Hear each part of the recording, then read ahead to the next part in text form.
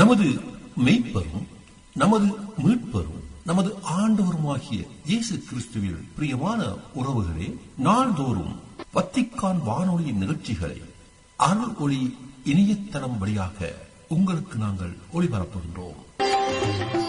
உங்களுக்காக தொகுத்து வழங்குபவர் உங்கள் அன்பு சகோதரன் பேசாலை தாஸ்.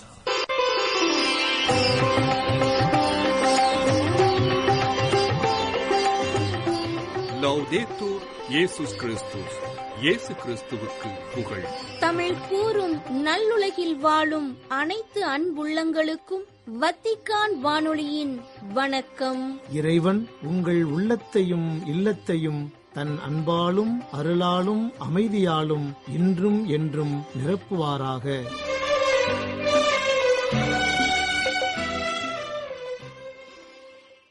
தடம் தந்த தகைமை, அன்னை ஓர் அதிசயம் மாற்றும் செய்திகளை இன்று யாம் உங்களுக்கு வழங்குகின்றோம். தடம் தந்த தகைமை, எல்லாரும் ஒன்றாய் இருப்பார்களாக. எல்லாரும் ஒன்றாய் இருப்பார்களாக என இறை தந்தையிடம் மன்றாடினார் இயேசு. ஒன்றுபடுத்தல் என்பது சாதாரணமான பணி அன்று. அப்பணியில் அன்னை மரியா சொன்னது போல வலியோர் தாழ்வதும் தாழ்ந்தோர் உயர்வதும் நிகழ வேண்டும். அந்த சமப்படுத்தலில் தடைகள் பல எழும், இழப்புக்கள் பல நிகழும்.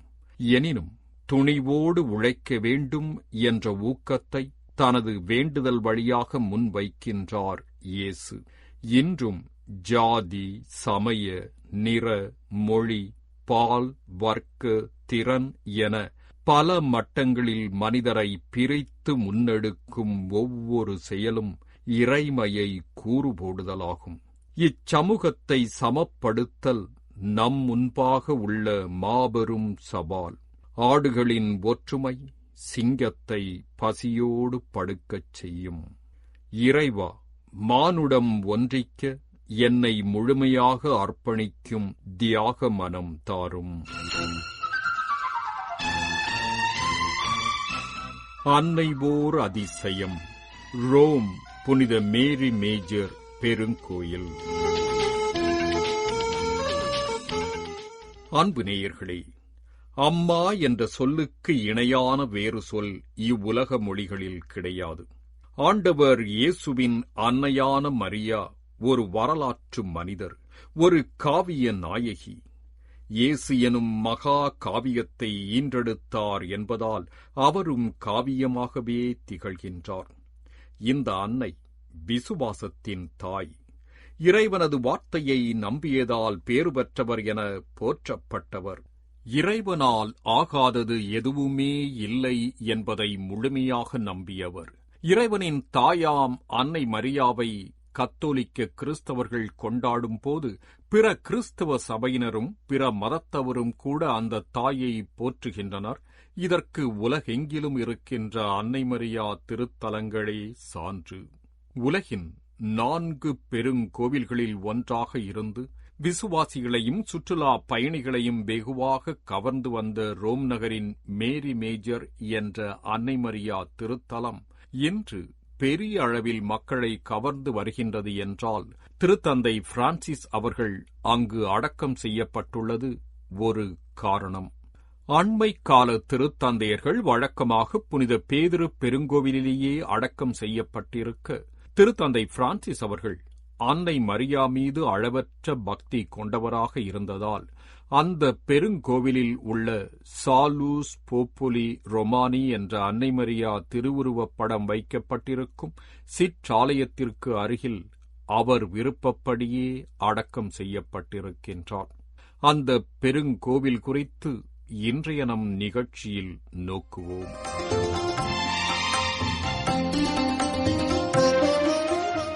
அன்னை மரியா திருத்தலங்களுக்கு எல்லாம் தலைமையாக விளங்குகின்றது ரோம் புனித மேரி மேஜர் பெருங்கோயில்.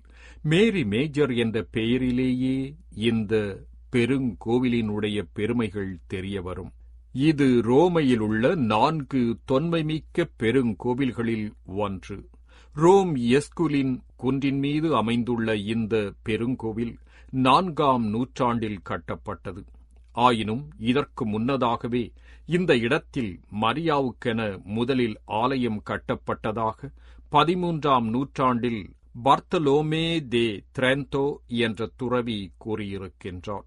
துருக்கி நாட்டில் உள்ள எபேசு நகரில் கிபி 431ஆம் ஆண்டில் கூடிய பொதுச்சங்கம் புனித கன்னிமரியை இறைவனின் தாயாக அதிகாரப்பூர்வமாக அறிக்கையிட்டது.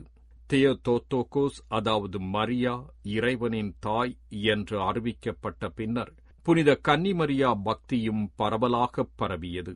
இதனால் ரோமை பேரரசில் மரியாவுக்கென பல இடங்களில் ஆலயங்கள் எழுப்பப்பட்டன. திருத்தந்தை 3ஆம் சிக்ஸ்துஸும் புனித கன்னிமரிக்கென எஸ்குலின் குன்றின் மீது ஆலயம் கட்ட விரும்பினார். அதற்கு முந்தைய வரலாற்றை பார்த்தோமானால், குழந்தை பேறு இல்லாத பக்தியுள்ள ஜொவானி பத்ரிசியோவும் அவரது மனைவியும் தங்களது சொத்துக்களையும் பொருட்களையும் திரு அவைக்கு நன்கொடையாக அளிக்க திட்டமிட்டனர். கிபி 358ஆம் ஆண்டு ஆகஸ்ட் 4ஆம் தேதிக்கும் 5ஆம் தேதிக்கும் இடைப்பட்ட இரவில் புனித கன்னிமரியா ஜொவானிக்கும் திருத்தந்தை லிபேரியோவுக்கும் கனவில் தோன்றி அன்றிரவு பனி பெய்திருந்த இடத்தில் தனக்கென ஆலயம் எழுப்புமாறு கேட்டுக்கொண்டார். ஏனெனில் ஆகஸ்ட் ரோமுக்கு கடுமையான கோடை காலம். அக்காலத்தில் பனி பெய்வது நினைத்து பார்க்க முடியாதது. ஆயினும் அன்று காலையில் அவ்விடம் சென்று இவ்விருவரும் பார்த்தபோது பனி பெய்திருந்தது. எனவே அந்த இடத்தில் மரியாவுக்கென முதல் ஆலயம் எழுப்பப்பட்டதாக திரெந்தோ துறவி சொல்லியிருக்கின்றார். எனவே இந்த ஆலயம் பனிமய மாதா ஆலயம் என்றும் சொல்லப்படுகின்றது. இந்த ஆலயம் பல ஆண்டுகள் உள்ளும் புறமும் சீரமைக்கப்பட்டு தற்போதைய பெருங்கோவிலாக கம்பீரமாக கவினுற காட்சியளிக்கின்றது. இந்த புனித மேரி மேஜர் பெருங்கோவில் அக்காலத்தைப் போன்று இக்காலத்திலும் மக்கள் விரும்பிச் செல்லும் புனித இடமாக இருக்கின்றது. ஆண்டின் 365 நாட்களும் திருப்பயணிகள் கூட்டம் கூட்டமாக இந்த பெருங்கோவில் சென்று ஜெபிப்பதை காண முடிகின்றது. இங்கு ஒரு பீடத்தில் உள்ள சகாய மாதா படம் நற்செய்தியாளர் புனித லூக்கா வரைந்த படம் எனவும் சொல்லப்படுகின்றது. இறைவனின் தாயான மரியாவுக்கு அர்ப்பணிக்கப்பட்ட முதலும் மிக பெரியதும் மிக நீளமானதும் மிக முக்கியமான ஆலயமாக மேரி மேஜர் பெருங்கோவில் அமைந்திருக்கின்றது. இந்த பெருங்கோவிலின் உட்புற கூரை மரத்தால் ஆனது. 15ஆம் நூற்றாண்டைச் சார்ந்த இக்கூரை ஸ்பெயினின் கஸ்தில்லா அரசி இசபெல்லா வழங்கிய தங்கத்தினால் அழகுபடுத்தப்பட்டது எனவும் வரலாறு கூறுகின்றது. மேலும் இங்கு தலைமை பீடத்திற்கு கீழ் இயேசு பிறந்த மாட்டுத் தொட்டிலின் சில மரத்துண்டுகள் வைக்கப்பட்டுள்ளன. எனவே இந்த பசிலிக்கா மாட்டுத் தொட்டிலின் புனித மரியா என்றே முன்னர் அழைக்கப்பட்டது. 1854ஆம் ஆண்டு டிசம்பர் 8ஆம் தேதி மரியா பாவமின்றி பிறந்தார் என அறிக்கையிட்ட திருத்தந்தை 9ஆம் பயஸ் இந்த சிறு புனித மரக்கட்டைகள் வைக்கப்பட்டிருந்த இடத்தை புதுப்பிக்குமாறு கட்டளையிட்டார்.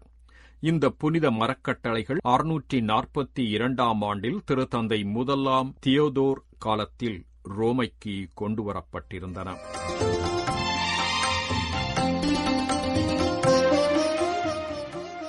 இந்த பெரும் கோவிலில்தான் மிகவும் புகழ் வாய்ந்த மற்றும் மறைந்த திருத்தந்தை பிரான்சிஸ் அவர்களுக்கு மிக நெருக்கமான சாலூஸ் போப்புலி ரொமானி அன்னை மரியா திருவுருவப் படம் உள்ளது.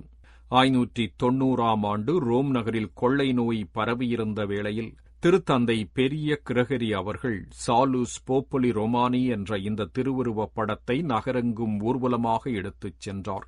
அன்று முதல் இந்த உருவப்படம் ரோம் நகரின் மீட்பாக விளங்குகின்றது. கோவிட் பெருந்தொற்று இத்தாலியையும் உலகையும் வெகுவாக வதைத்து வந்த 2020ஆம் ஆண்டில் மார்ச் மாதம் திருத்தந்தை பிரான்சிஸ் அவர்கள் மேரி மேஜர் பெருங்கோவிலில் உள்ள சாலூஸ் போப்புலி ரொமானி திருவுருவத்திற்கு முன்னும் சான் மர்ச்செல்லோ ஆலயத்தில் வைக்கப்பட்டுள்ள அறையப்பட்ட கிறிஸ்துவின் சிலுவைக்கு முன்னும் ஜெபித்தார் என்பது குறிப்பிடத்தக்கது. அதே வண்ணம் 2020 மார்ச் 27ஆம் தேதி ஆள் நடமாட்டம் ஏதுமற்ற புனித பேதுரு பெருங்கோவில் வளாகத்தில் கோவிட் பெருந்தொற்று தீர வேண்டுமென திருத்தந்தை மேற்கொண்ட சிறப்பு ஊர்பிய தோர்வி வழிபாட்டில் சாலூஸ் போப்பொலி ரொமானி திருவுருவப் படமும் அறையப்பட்ட கிறிஸ்துவின் சிலுவையும் வைக்கப்பட்டிருந்தன என்பதும் குறிப்பிடத்தக்கன. திருத்தந்தை பிரான்சிஸ் அவர்கள் இந்த பெருங்கோவிலின் மீது தனிப்பட்ட அன்பு கொண்டிருந்தார். தான் திருத்தந்தையாக தேர்ந்தெடுக்கப்பட்ட அடுத்த நாள் காலையிலேயே, அதாவது 2013 மார்ச் மாதம் 14 புனித மேரி மேஜர் பேராலயத்திற்கு பயணம் செய்து அன்னை மரியா திருவுருவத்தின் முன் ஜெபித்து தன் பணிகளை துவக்கினார் திருத்தந்தை பிரான்சிஸ்.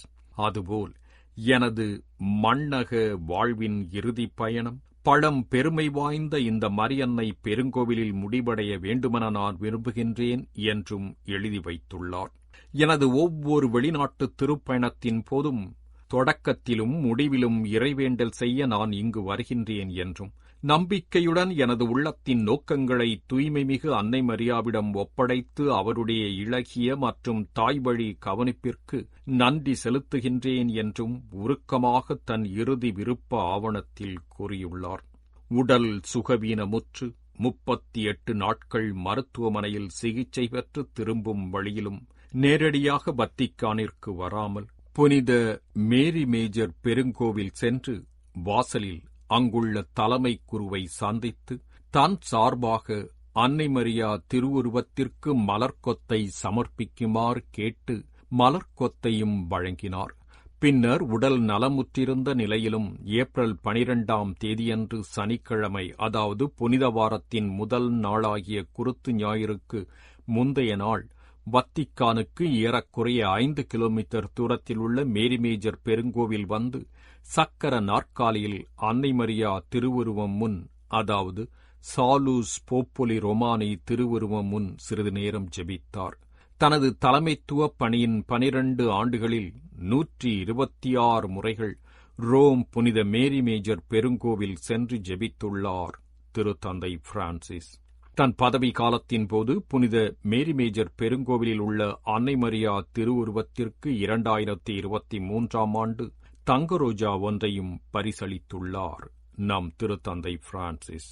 1551 திருத்தந்தை 3 ஜூலியஸ் அவர்களாலும், 1613 திருத்தந்தை 5 பவுல் அவர்களாலும் சாலூஸ் போப்பொலி ரொமானி அன்னை மரியாவுக்கு வழங்கப்பட்ட தங்க ரோஜாக்கள் நெப்போலியனின் படைகள் திருத்தந்தையின் நிர்வாகத்தின் கீழிருந்த இடங்களை முற்றுகையிட்டபோது காணாமல் போன நிலையில் 2023 இத்திருவுருவத்திற்கு தங்க ரோஜா ஒன்றை பரிசளித்தார் திருத்தந்தை பிரான்சிஸ்.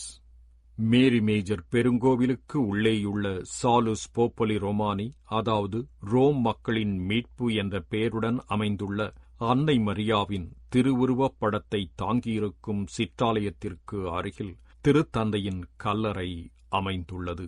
திருத்தந்தையின் ஆன்ம இளைப்பாற்றிக்காக தொடர்ந்து ஜெபிப்போம். நம்பிக்கையின் மாதிரி மரியே, நீ நானிலத்தோர் வாழ்வின் நாயகியே. நம்பிக்கையின் மாதிரி மரியே, நீ நானிலத்தோர் வாழ்வின் நாயகியே. உப்போல் அன்பு உண்மை நீதி வழி நின்று இறை நம்பிக்கையில் வாழ எமக்கருளே. நம்பிக்கையின் மாதிரி மரியே, நீ நானிலத்தோர் வாழ்வின் நாயகியே.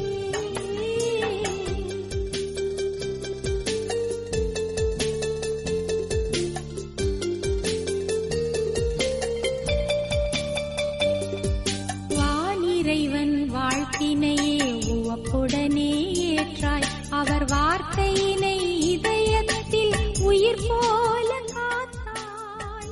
ரோம் புனித மேரி மேஜர் பெருங்கோவில் குறித்து இன்றைய அன்னைவோர் அதிசயம் நிகழ்ச்சியை உங்களுக்கு வழங்கியது வத்திக்கான் வானொலி.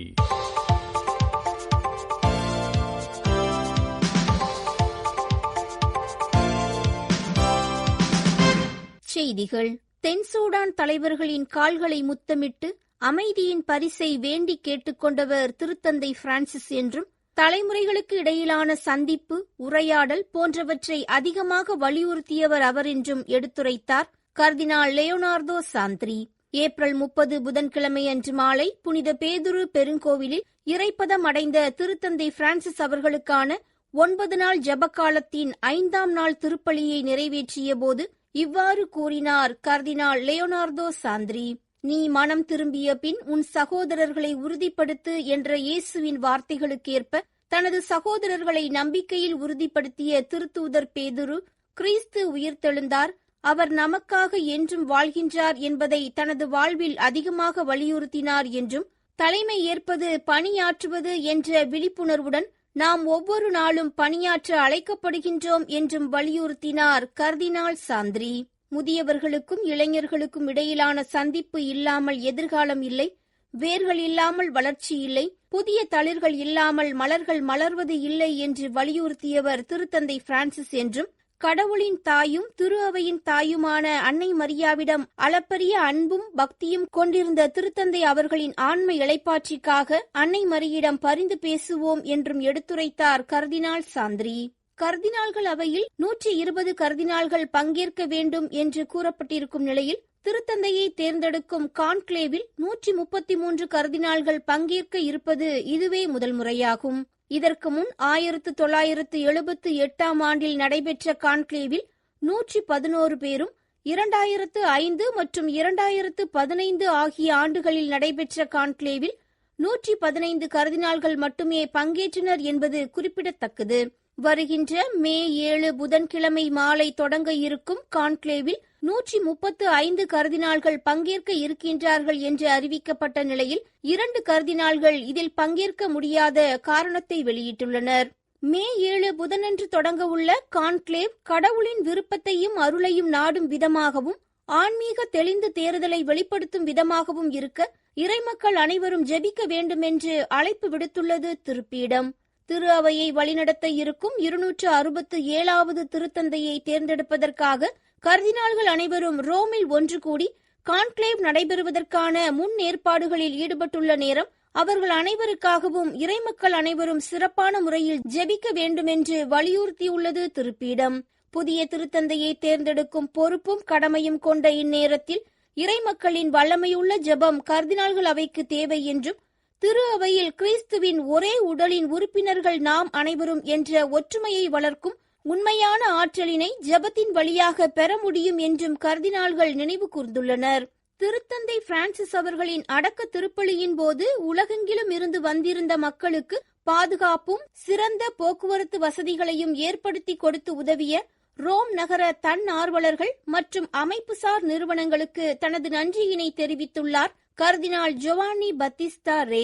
அண்மையில் இறைப்பதம் அடைந்த திருத்தந்தை பிரான்சிஸ் அவர்களின் அடக்க திருப்பலி நிகழ்வுகள் மற்றும் மேரி மேஜர் பெருங்கோவிலில் அடக்கச் சடங்கு ஆகியவை நடைபெற்ற போது அதற்கு பெரிதும் உதவிய ரோம் நகர காவலர்கள், பாதுகாப்பு பணியாளர்கள், போக்குவரத்து பணியாளர்கள், தன்னார்வலர்கள், தனியார் மற்றும் பொது நிறுவன அமைப்பு சார்ந்தவர்கள் ஆகிய அனைவருக்கும் நன்றி தெரிவித்து ரோம் நகர மேயர் குவல்தியரி அவர்களுக்கு கடிதம் ஒன்றினை அனுப்பியுள்ளார் கர்தினால் ஜோவானி பத்திஸ்தா ரே. திருத்தந்தை பிரான்சிஸ் அவர்கள் உடல்நலமின்றி மருத்துவமனையில் இருந்தபோதும், அவர் இறைப்பதம் அடைந்து அடக்க திருப்பலியானது வத்திக்கான் வளாகத்தில் நடைபெற்ற போதும் ஏராளமான மக்கள் உலகின் பல பகுதிகளிலிருந்து அவருக்கு தங்களது ஜெபத்தையும் உடனிருப்பையும் வெளிப்படுத்தி வந்ததற்கு நன்றி என்றும் குறிப்பிட்டுள்ளார் கர்தினால் ரே. யூபிலி ஆண்டு 2025ஐ முன்னிட்டு கடந்த ஜனவரி மாதம் முதல் சிறப்பு குழுக்களுக்கான யூபிலிகள் வத்திக்கானில் நடைபெற்று வந்த நிலையில் மே மாதம் 1 முதல் 4ஆம் தேதி வரை நடக்க ஏற்பாடு செய்யப்பட்டிருந்த தொழிலாளர்கள் மற்றும் தொழில் முனைவோருக்கான யூபிலி நாளானது மாற்றம் செய்யப்பட்டுள்ளது. மே 1 வியாழன் முதல் 4 திங்கட்கிழமை வரை ஏற்பாடு செய்யப்பட்டிருந்த யூபிலியானது மே 4 திங்கட்கிழமை முதல் 5 செவ்வாய்க்கிழமை வரை சிறப்பிக்க முடிவு செய்யப்பட்டுள்ளது. இந்நாட்களில் ரோம் நகருக்கு வருகை தரும் திருப்பயணிகள் அனைவரும் யூபிலி ஆண்டின் நிறைப்பலனை பெறும் பொருட்டு பெருங்கோவில்களின் புனித கதவு வழியாக நுழைந்து ஜெபித்து பலனடைய ஏற்பாடுகள் செய்யப்பட்டுள்ளன. நேயர்களே, இத்துடன் வத்திக்கான் வானொலியின் தமிழ் ஒலிபரப்பு நிறைவு பெறுகின்றது. உங்களது செவிமடுத்தலுக்கு நன்றி, வணக்கம். இதுவரையும் நீங்கள் செவியுற்றது வத்திக்கான் வானொலியின் இன்றைய நிகழ்ச்சிகள். மீண்டும் மற்றும் ஒரு வத்திக்கான் வானொலி நிகழ்ச்சியில் உங்கள் அனைவரையும் சந்திக்கும் வரை அன்பு விடைபெற்றுச் செல்வது உங்கள் அன்பின் பேசாலை தாஸ்.